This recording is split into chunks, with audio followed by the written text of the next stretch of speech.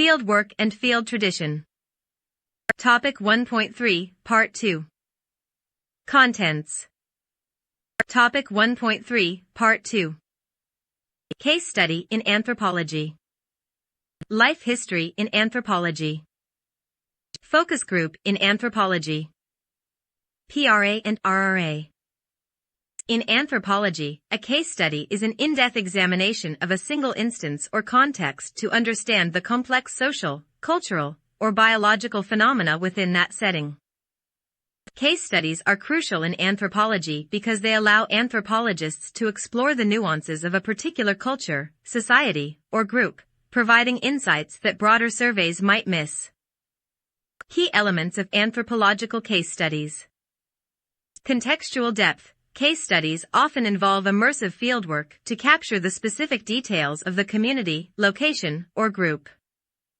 This can include the group's history, economic systems, social structures, and environmental interactions. Participant observation. Anthropologists typically engage in participant observation, spending extended time within a community to gain first-hand insight into daily life, rituals, and social norms. This involves building trust with community members and participating in local activities to understand their worldview. Ethnographic interviews. Interviews with community members provide direct perspectives, giving depth to quantitative data and enriching qualitative understanding. These interviews are often unstructured to allow participants to share stories and insights freely. Focus on holism. Anthropological case studies consider how various elements of culture, economy, religion, family, politics, interact and influence each other within the community, focusing on a holistic approach. Ethical considerations. Anthropologists maintain ethical guidelines, ensuring the privacy, consent, and respectful representation of study participants.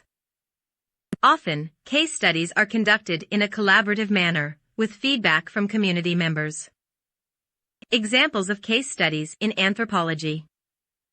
The Yanomami by Napoleon Chagnon. Chagnon's study of the Yanomami people in the Amazon rainforest is a famous example that delves into social organization, kinship, and conflict. His work sparked discussions on the nature of violence and cooperation in human societies, though it also faced ethical scrutiny. Margaret Mead's study of Samoan adolescents. Mead's work with Samoan adolescents offered insights into how cultural context shapes adolescent development, challenging Western concepts of adolescence. Her study highlighted the role of culture in human psychology and development. The Nuer by E. Evans Pritchard. This study of the Nuer people in Sudan explored how social structure and environmental factors influenced kinship, marriage, and political organization. Evans Pritchard's work is a classic example of functionalism in anthropology, examining how social systems contribute to stability. Nancy Shepherd-Hughes' work in Brazil. Shepherd-Hughes' research in Brazil's shantytowns focused on the impact of poverty on child mortality and maternal health, uncovering how structural violence affects vulnerable populations. Her study emphasized the anthropologist's role as an advocate for social change. Case studies in anthropology are valuable for providing a deep, nuanced understanding of human behavior in context, helping to uncover the vast diversity of human experiences and the ways culture shapes our lives. Life history in anthropology. In anthropology, a life history is a method used to understand the lived experiences of individuals within a particular culture or community, focusing on personal narratives and life trajectories. Life histories capture the complexities of individual lives over time, offering insights into how social, economic, cultural, and historical factors influence personal development, identity, and worldviews. This method is particularly useful in exploring the intersections between personal experiences and larger societal structures. Key aspects of life history in anthropology. Personal narratives. Life history is built around the autobiographical storytelling of an individual. It involves recording the life story of a participant, often focusing on pivotal events, challenges, achievements, and relationships. This allows researchers to understand how people make sense of their lives in relation to their cultural and social environments. Holistic context. Life histories go beyond the individual's personal experience and provide a holistic view of the cultural and historical contexts in which they live. Anthropologists explore how factors like kinship, religion, gender, and economic status have influenced the individual's life.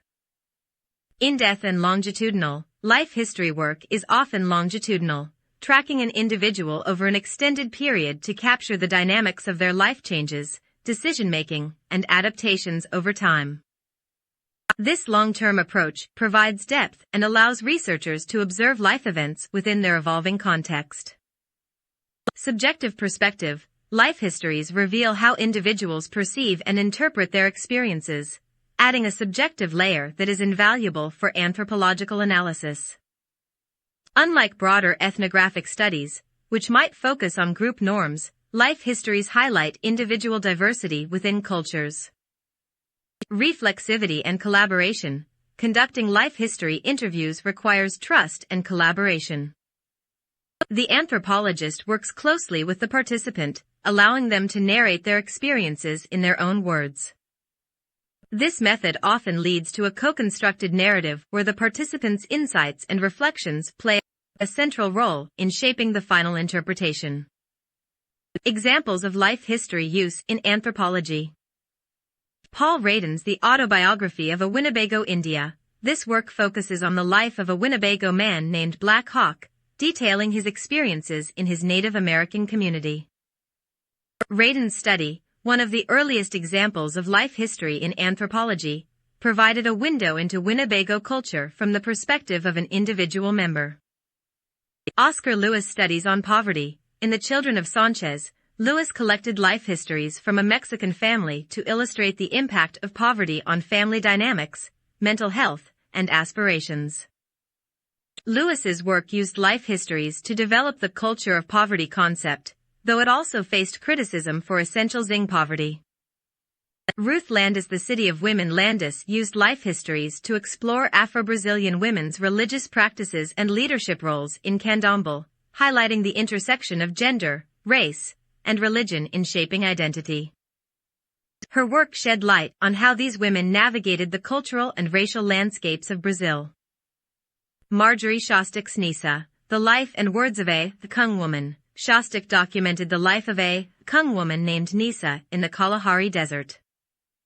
This life history illuminated the intimate details of Kung life, including childhood, marriage, and the challenges of survival, while revealing universal themes of love, loss, and resilience. Why life histories matter in anthropology.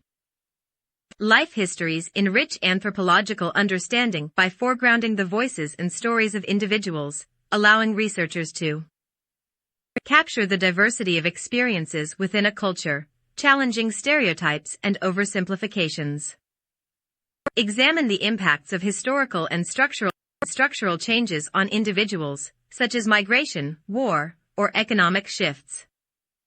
Investigate how identity, agency, and resilience are negotiated within cultural boundaries. In sum, life histories offer a uniquely intimate lens on human experience, connecting personal stories to broader cultural and societal patterns.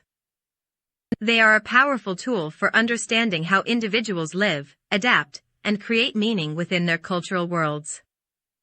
Focus group in anthropology. In anthropology, a focus group is a research method where a small group of participants gathers to discuss specific topics, providing collective insights into their cultural beliefs, practices, and social interactions. Focus groups are a valuable tool in anthropology for understanding how individuals within a group perceive and negotiate shared cultural norms and values. Unlike individual interviews, focus groups emphasize group dynamics, allowing anthropologists to observe how people interact with and respond to each other's ideas, which can reveal cultural norms and areas of agreement or conflict.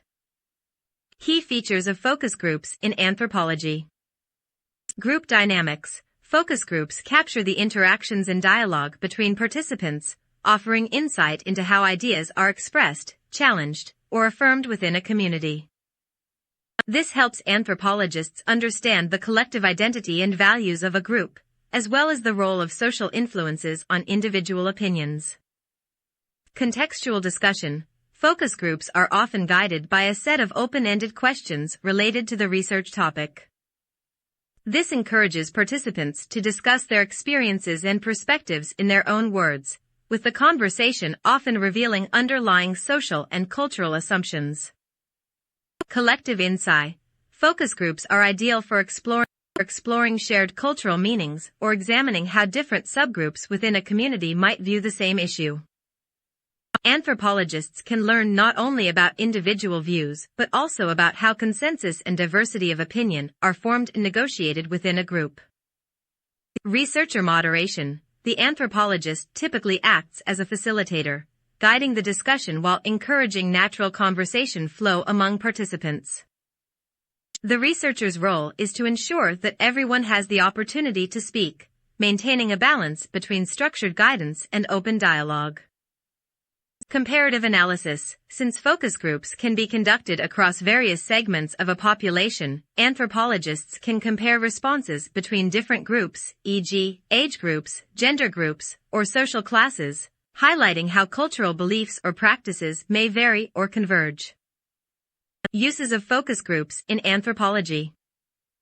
Exploring cultural norms and social issues. Focus groups can provide a platform for discussing topics such as gender roles, religious beliefs, community practices, or social taboos.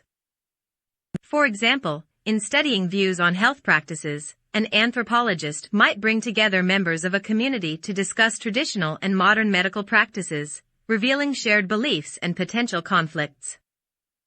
Evaluating community programs. Focus groups are useful for evaluating local reactions to development initiatives, healthcare programs, or educational interventions. By gathering a group of community members, anthropologists can assess how these programs are perceived and whether they align with local needs and values. Understanding consumer and media preferences. In studies of globalization and media influence, focus groups help anthropologists understand how people interpret foreign media, advertisements, or products within their cultural framework. This can reveal insights into cultural adaptation, resistance, or hybridization. Capturing the voices of marginalized groups. Focus groups can be a safe space for marginalized or underrepresented groups to voice their opinions and experiences, particularly if conducted in a supportive and familiar environment. For example, a focus group with migrant workers may reveal their shared challenges and coping strategies in ways that individual interviews might not. Advantages and limitations of focus groups in anthropology. Advantages. Insight into social interactions. Focus groups allow anthropologists to observe how social relationships and cultural norms are negotiated in real time, providing a richer understanding of group dynamics. Depth and breadth. Focus groups generate a range of perspectives on a single topic, giving depth to research findings and highlighting the diversity within cultural attitudes. Efficiency. Focus groups can gather data from multiple participants simultaneously, making it an efficient method when compared to one-on-one interviews. Limitations. Influence of group pressure. Some participants may be reluctant to express dissenting opinions due to social pressure, potentially leading to biased or homogenized responses. Moderator influence. The anthropologist's facilitation style can unintentionally shape the discussion, and subtle cues might influence participants' responses. Less suitable for sensitive topics. In some cases, participants may be uncomfortable discussing personal or sensitive issues in a group setting, which might inhibit open and honest responses.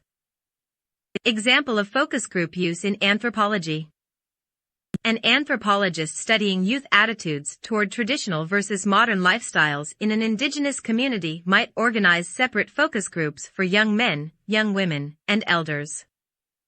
The groups discuss values, aspirations, and challenges related to maintaining cultural practices while engaging with modern influences like technology or education.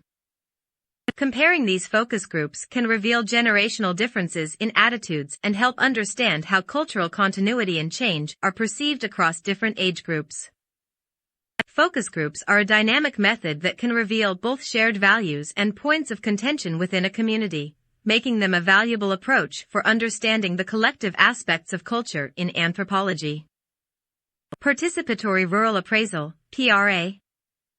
Participatory Rural Appraisal, PRA, is a widely used methodology in anthropology and development studies for engaging communities in the assessment, planning, and management of their own resources and social conditions.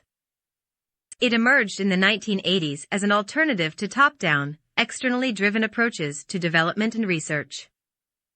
PRA involves a variety of participatory techniques that enable community members to analyze their own situations and contribute to decision-making processes. Principles of PRA. Participation. Community members are active participants rather than passive subjects. This approach emphasizes local knowledge and insights, which help ensure that development projects or studies are relevant to local needs. Flexibility. PRA methods are adaptable and are used in a way that suits the local context, culture, and issues. They are not rigid or formulaic. Facilitation, not domination. Researchers or facilitators encourage dialogue rather than imposing their ideas. The process is collaborative, with researchers learning from the community. Empowerment. PRA aims to empower communities by giving them tools to identify their challenges and mobilize local resources for sustainable solutions. Key methods in PRA. Mapping and diagramming. Community members create maps of their own villages, showing resources, land use, and infrastructure. This process provides visual tools for discussing spatial aspects of social life. Seasonal calendars. Community members mark agricultural cycles, food availability, labor needs, and health issues according to seasons, which can reveal patterns of vulnerability and resilience. Transect walks. These are systematic walks through the area with community members to observe and discuss different land uses, problems, and resources. Venn diagrams. Community members create diagrams showing relationships between different groups, organizations, and stakeholders, which can help analyze power dynamics and social networks. Wealth ranking. This method involves community members in defining socioeconomic categories, enabling a better understanding of local inequalities and the factors contributing to poverty. Importance of PRA in anthropology. Promotes local knowledge. PRA values indigenous knowledge systems and recognizes the expertise that local people have about their own environment, resources, and social structures. Improves cultural sensitivity. By involving community members in data collection and decision-making, PRA helps researchers understand cultural nuances that might otherwise be overlooked. Builds trust and cooperation. Collaborative methods encourage trust and build rapport between researchers and communities, which is essential for ethnographic work. Enhances sustainability. PRA-led projects are more likely to be sustainable because they are based on local needs, capacities, and priorities rather than external assumptions. Challenges of PRA. Power imbalances. Despite best intentions, there may still be power imbalances between researchers and participants, which can affect the authenticity of participation. Time and resource. PRA requires significant time and resources to engage community members effectively and meaningfully. Risk of simplification. The participatory nature of PRA can sometimes lead to oversimplification of complex issues if not conducted carefully. Dependence on skilled facilitators. The success of PRA depends on facilitators who are well-trained, culturally sensitive, and genuinely committed to participatory principles. PRA continues to be a valuable tool in anthropology, especially in rural development, environmental studies, and projects focused on social change, as it provides a democratic approach to field research and planning by actively involving those most affected by the issues under study. Rapid Rural Appraisal, RRA. Rapid Rural Appraisal, RRA, is a research methodology in anthropology and development studies designed to quickly gather information about rural communities, often to inform planning, development projects, and policy decisions. RRA was developed in the 1970s and 1980s as an alternative to conventional survey and interview methods, which were time-consuming and often lacked depth in rural settings. RRA combines various techniques to collect relevant and reliable information in a short period. Principles of RRA. Optimal ignorance. RRA emphasizes collecting just enough information to make informed decisions without exhaustive data gathering. The focus is on relevance rather than comprehensive coverage. Triangulation. This involves cross-checking data through multiple sources or methods, such as interviews, observations, and secondary data, to improve accuracy and reliability. Interdisciplinary approach. RRA teams are often interdisciplinary, including anthropologists, sociologists, economists, and other specialists. This broadens the analysis and ensures diverse perspectives on community issues. Rapid and iterative. Unlike traditional research methods, RRA is designed to be fast and adaptable, allowing teams to refine questions and approaches as they gain new insights. Key methods in RRA.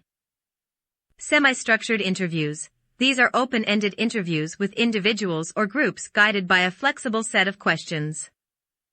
This allows researchers to probe deeper into unexpected insights that arise during the conversation. Direct observation. Researchers spend time observing daily life, agricultural practices, resource use, and social interactions. This method provides insights that may not surface in interviews. Key informant interviews. RRA often involves interviewing knowledgeable individuals, such as local leaders, school teachers, or health workers, to gain an informed view of the community's dynamics. Focus group discussions. Group discussions on specific topics provide collective insights and reveal diverse perspectives within the community. Secondary data analysis. RRA incorporates existing reports, maps, or other secondary data sources to provide context and supplement direct research findings. Applications of RRA in anthropology. Understanding local knowledge. RRA captures indigenous knowledge and practices, such as traditional agriculture, medicinal plants, and water management, which can inform sustainable development projects. Rapid needs assessment. RRA is particularly useful in post-disaster situations or when quick responses are needed, as it helps identify immediate needs and priorities of affected communities. Social and cultural mapping. RRA's mapping and visualization techniques help researchers and planners understand the social and physical layout of a community, including land use, resources, and infrastructure. Planning and policy design. Insights from RRA inform policies and programs by providing grounded, context-specific information about rural populations. Strengths of RRA. Speed and cost-effectiveness. RRA methods are designed to gather essential information quickly, making them more cost-effective than long-term studies, especially for time-sensitive projects. Flexibility and adaptability. RRA is not rigidly structured, allowing teams to adapt their questions and approaches based on initial findings and changing circumstances. Community engagement. Although less participatory than PRA, RRA still involves community input, which improves the relevance of data collected and helps build rapport with local populations. Contextual insights. By focusing on practical, immediate insights rather than exhaustive detail, RRA provides actionable findings that are highly relevant to local conditions. Challenges and limitations of RRA. Limited depth. RRA's rapid nature can lead to a lack of depth in understanding complex social, cultural, or economic issues. Potential for bias. Due to the short time frame, there may be biases in data collection, especially if researchers rely too heavily on key informants or small samples. Dependency on skilled researchers. RRA requires skilled researchers who can quickly analyze and interpret data while remaining adaptable. Less community control. Unlike PRA, RRA is less participatory, as it focuses on collecting data quickly rather than empowering the community to direct the research or decision-making process. RRA remains an important tool in anthropology for gaining quick, practical insights, especially in rural and resource-limited settings. While it provides a snapshot of community life, it often lays the groundwork for more in-depth participatory approaches, like PRA, which can further engage communities in the development process. Upcoming Topic 1.3 Part 3.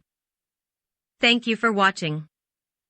If you found this helpful, don't forget to like, share and subscribe. For detailed explanation with notes, join AnthroNet Academy weekly classes. Stay connected. We're here to support your UGC NET exam journey to success.